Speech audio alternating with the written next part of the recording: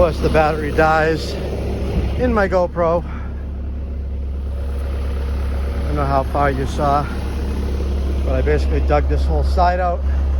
Now I got a chain hooked up to it, and I'm gonna attempt to pull it back this way, and hopefully I'll be able to rip it out of there.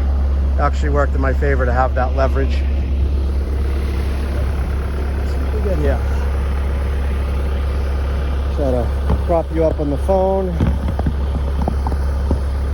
because no matter how many times I try to remind myself to bring another battery on small jobs, no matter what, it seems that I still forget. See how that works.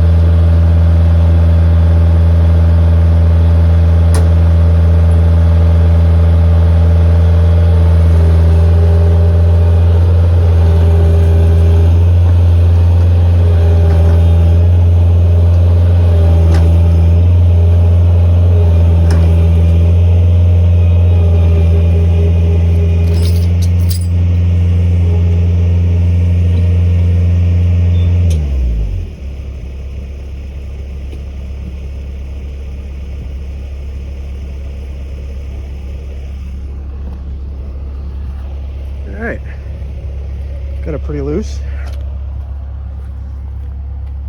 She's a monster. I don't know what this weighs, but I'm gonna get in here and dig around a little bit and see if I'm not able to lift it. It's probably, I don't know, probably too much of a capacity for this machine. So I might have to cut it off before I can move it, but let me see if I can get it at least loose, and then have to go get my dump trailer to put this thing in.